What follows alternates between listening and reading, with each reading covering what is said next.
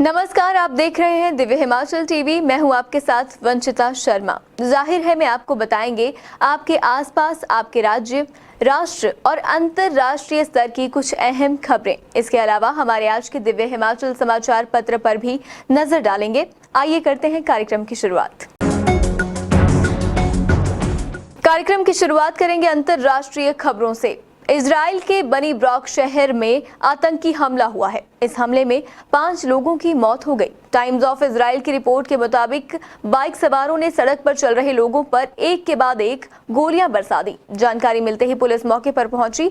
Police की जवाबी कार्रवाई में एक आतंकी की मौत हो गई, वहीं एक अन्य आतंकी को गिरफ्तार कर लिया गया है।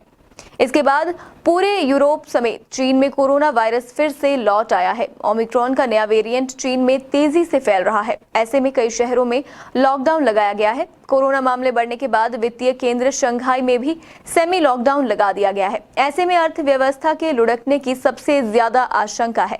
लिहाजा एक कंपनी ने अपने स्टाफ की मदद करने के लिए उनके खाने पीने और रहने का इंतजाम दफ्तर में ही करवा दिया। बात करें राष्ट्रीय खबरों की तो सबसे पहले आपको बता दें, केंद्र सरकार के कर्मियों को महंगाई भत्ता यानी डीए में 3% वृद्धि की सौगात मिल सकती है। इसका फायदा 47 लाख कर्मचारियों और 68 लाख पेंशन भोगियों को होगा। इसके बाद जम्मू कश्मीर में एक हैरान करने वाली घटना सीसीटीवी में दर्ज हुई है। बुर्का पहने हुए एक महिला सीआरपीएफ के बंकर पर बम फेंकती हुई दिख रही है। सीआरपीएफ की तरफ बम उछालने के बाद वह महिला भाग जाती है। सीसीटीवी में साफ दिखता है कि बम उसके हाथ से फटते फटते बचा था। घटना बारामूला जिले के सोपोर इलाके में मंगलवार शाम को हुई। कश्मीर के आईजी विजय कुमार के मुताबिक बुर्काधारी महिला की पहचान कर ली गई है। जल्द ही उसे गिरफ्तार कर लिया जाएगा। इसके बाद अगली खबर की ओर बढ़ें तो देश में पेट्रोल और डीजल के रेट लगातार बढ़ रहे हैं। कुछ शहरों में पेट्रोल की कीमतें 100 रुपए प्रति लीटर के पार है। ऐसे में लोग पेट्रोल और डीजल के विकल्प के रूप में सीएनजी जैसे ईंधन पर भरोसा कर रहे हैं। इसी बीच देश में हाइड्रोजन कार भी सामने आई है। बुधवार को केंद्रीय मंत्री नितिन गडकरी इस हाइड्रोजन कार पर सवार होकर संसद पहुंचे।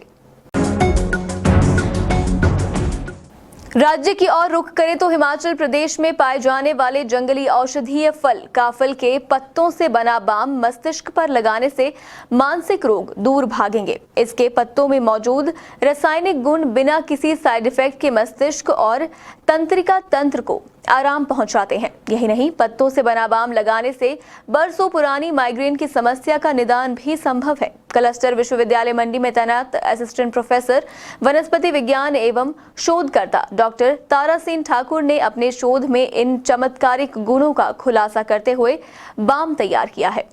इसके बाद हिमाचल प्रदेश के सबसे बड़े औद्योगिक क्षेत्र बीबीएन से 1.5 दर्जन से अधिक लघु उद्योग जम्मू पलायन कर गए हैं। वहीं इतने ही बड़े औद्योगिक घरानों ने बद्दी के साथ साथ जम्मू में भी समानांतर अपने उद्योग लगा दिए हैं। पड़ोसी केंद्र शासित राज्य जम्मू कश्मीर में केंद्र सरकार की ओर से वस्तु एवं सेवा कर पर पूरी छूट दी गई है। इसके अलावा बैंक की ब्याज दर में 3% तक छूट मिल रही है। यही नहीं, 30% कैपिटल सब्सिडी भी मिल रही है। अगली खबर की ओर बढ़ें तो हिमाचल पथ परिवहन निगम की बस का टूटा शीशा न बदलने पर प्रबंध निदेशक ने क्षेत्रीय प्रबंधक शिमला लोकल को निलंबित कर दिया है। ये कार्रवाई क्षेत्रीय प्रबंधक की सेवानिवृत्ति से ठीक 2 दिन पहले ही की गई है। आइए अब नजर डालते हैं हमारे आज के दिव्य हिमाचल समाचार पत्र पर। देश भर में जल जीवन मिशन में सबसे अच्छा प्रदर्शन करने वाले हिमाचल को बतौर इनाम 750 करोड़ रुपए मिले हैं।